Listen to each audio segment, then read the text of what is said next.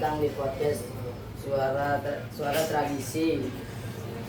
Di episode kali ini kita akan bahas topik yang sangat menarik dan juga relevan untuk banyak orang, yaitu pernikahan lintas budaya antara Batak dan Sunda.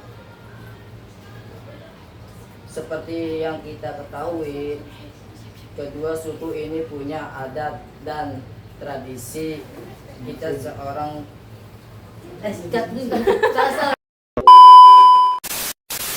yang kita ketahui, kedua suku ini punya adat dan tradisi yang sangat kuat, khususnya tentang hal pernikahan. Tapi bagaimana jadinya kalau kedua budaya besar ini disatukan dalam hal satu ikatan cinta. Nah, hari ini aku enggak sendirian, sudah hadir bareng kita seorang tamu spesial yang akan berbagi pengalaman secara langsung. Langsung aja kita sambut ini Kak Akbar. Halo Kak Akbar. Halo, kabar baik. Saya sudah ulang saya ngobrol maksudnya. Apa kabar? Terima kasih sudah hadir di podcast ini. Apa perbedaan konsep pernikahan adat Batak dan adat Sunda dari segi prosesnya? Pernikahan adat Batak biasanya memiliki proses panjang yang melibatkan pertukaran ulas sebagai simbol keluarga. Sementara pernikahan adat Sunda dikenal dengan prosesi nyuwun sewe selima dan mapa pengertiannya syarat simbol kemudahan dan kesopanan. Bagaimana pengaruh sistem kekerabatan tersebut terhadap proses pernikahan adat Sunda? Karena perantilan pihak perempuan biasanya mengikuti keluarga pihak laki-laki setelah menikah. Proses seperti seserahan dan pengandung mantu menunjukkan perbedaan tanggung jawab dari orang tua perempuan kepada keluarga laki-laki. Apakah ada peran khusus dari keluarga pihak laki-laki dan perempuan dalam pernikahan adat Sunda yang dipengaruhi sistem kekerabatan? Pihak laki-laki berperan sebagai penerima mempelai perempuan, sedangkan pihak perempuan berperan mempersiapkan putrinya dan merestukan. Keluarga laki-laki sering menjadi tuan rumah acara pasca akad. Dalam konteks milenial, bagaimana hak waris atau peran perempuan terlihat dalam tradisi pernikahan Sunda? Ya, sekarang lebih fleksibel, banyak pasangan memilih tinggal dekat keluarga perempuan dan hak waris pun lebih setara. Pengaruh urbanisasi dan pendidikan membuat pola kekerabatan yang sama.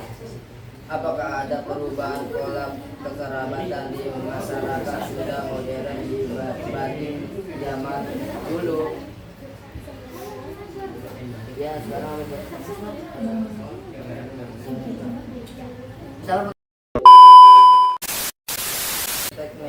bagaimana hak waris atau peran perempuan terlihat dalam tradisi pernikahan Sunda? dalam Sunda, walaupun patrilineal, perempuan tetap punya posisi penting. Hak waris bisa dibagi adil sesuai kesepakatan, dan dalam pernikahan ibu dari mempelai perempuan memiliki peran dan dalam merestui dan adat seperti hijab, dong atau Apakah ada perubahan pola kekerabatan di masyarakat Sunda modern dibanding zaman dulu? Ya, sekarang lebih fleksibel. Banyak pasangan memilih tinggal dekat keluarga perempuan lokal dan hak waris pun lebih setara. Pengaruh urbanisasi dan pendidikan membuat pola kerabatan campuran. Bagaimana perbedaan adat Sunda dengan adat daerah lain yang menurut sistem penerimaan murni, misalnya mengatur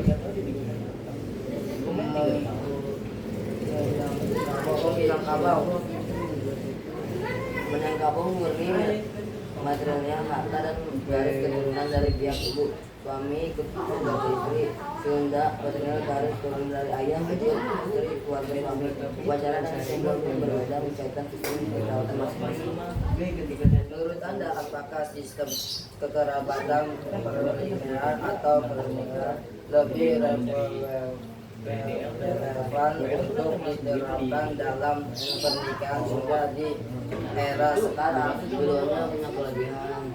Padanya menjaga tradisi dan kesinambungan dan nama keluarga. Sedangkan materialnya bisa memperkuat sosial berkembang di era sekarang.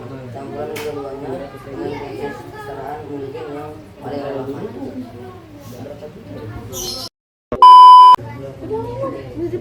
Wah, luar biasa sekali ya pembahasan kita hari ini tentang pernikahan adat Sunda dan Batak.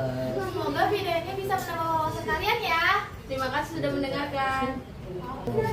Sampai jumpa di episode selanjutnya. Salam budaya.